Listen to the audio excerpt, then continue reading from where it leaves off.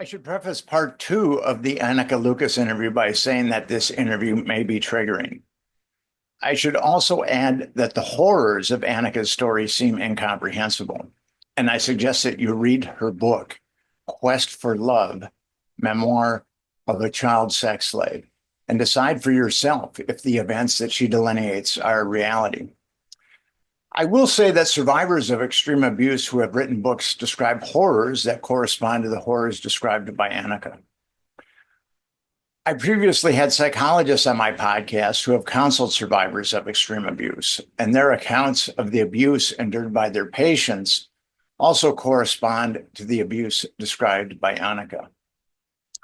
Moreover, I've done 3 podcasts on the Extreme Abuse Survey, which encompasses 1,471 persons from 31 countries.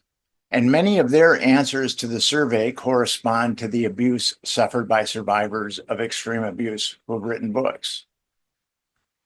I've been researching and writing about child trafficking for 22 years, and I've concluded that evil protects itself 2 ways: by its viciousness and by its lies. People can't believe that adults can be so vicious to children, and they experience acute cognitive dissonance. And then there's the lies that are dispensed, denying that such abuse ever occurred. My book, The Franklin Scandal, is an impeccable example of evil protecting itself by viciousness and lies. And you said this about predators and the children that they prey upon. Emotional pain of this magnitude leaves no room for kindness or generosity, which flow out of the abundance of love. The killers, the slaves, and the brokenhearted only know passion. The painful cry for love in its ruins. And there must have been a point when you were putting all this together where you were starving for love. All the time. And how were you able to sate that starvation? Were That's very difficult. It's very difficult. I screamed for love a lot, but I think it's my connection to spirit that, well, that's everything anyway, because you can't heal without it. I also received that grace while I was in the network as a child. There was both the presence, and the different insights or whatever I needed sometimes. And then, of course, the near-death experience, which really gave me a taste of that love, what it's really meant to be.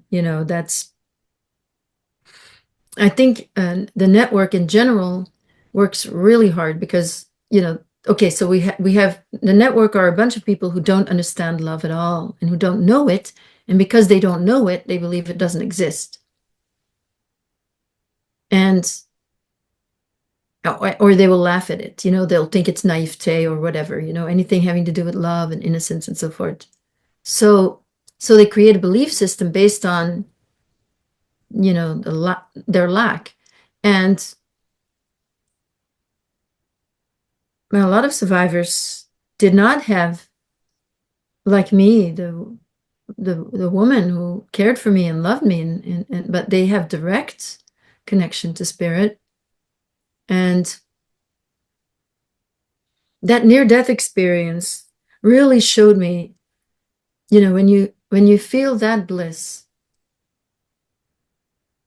and that expansion, and when you're sitting inside that divine love, which you cannot describe because it's not from this world, but at the same time, you do know that this is more real than the relative world and anything that happens here.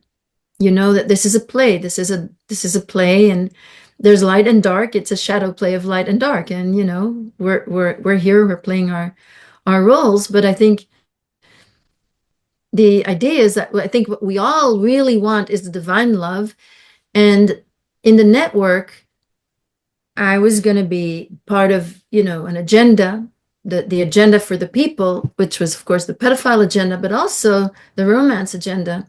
And I think a lot of people that are used the way I was, they are pushed into that belief system that the highest love you can know when you're a human being is romance, and which is basically through sex, which is which is not really about love. So going through that, for me, understanding romance and romantic love and that relationship with the gangster, which was so intense and marked me so deeply, when it comes to romantic love, just to really go through that and heal from that, really without a spirit, there would be nothing. And I found myself in lack most of my adult life. But I was screaming at God and saying, I need more help. And I am craving being held, and, and it wouldn't necessarily come. It was very isolating. I was very isolated. But here I am, you see, and I'm very grateful now for everything. I really am. I feel very held, and I'm moved by the divine love, which is just, it's not only everything, but it is just so difficult to allow it in. But that's the bliss, that's the reality, and that's the bliss, I think, that we ultimately are. I went through a very dark period in my life, which was a walk in the park for sure compared to yours, but I fell into a darkness, and which led to me starting my recovery when I was 25. And at the end, I was starving for love. I mean, I was really starving for love. The people that I was hanging out with were just not capable of love.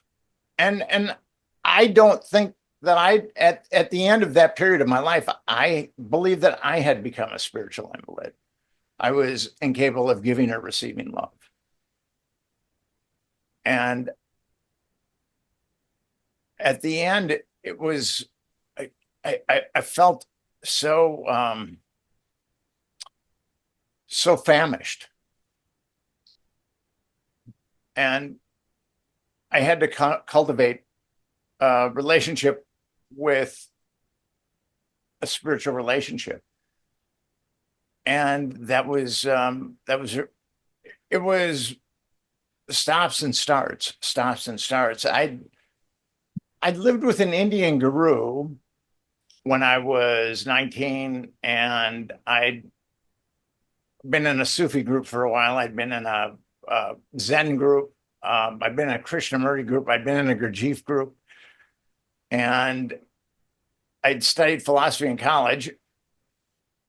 And despite all of that, I realized I was spiritually bankrupt. All that knowledge didn't mean anything. That I had, despite that knowledge had fed my ego. It hadn't fed my soul. Right. And I had drifted very far away from love. And you talk about a certain type of indifference that you develop to survive. And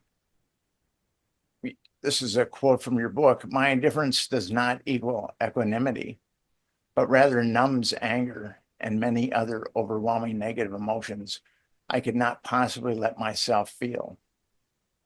I am not unattached. Yeah. So at that point, that was the best you could do, was to become indifferent to everything, essentially. Well, that was that was an extremely intense time after Peter was murdered.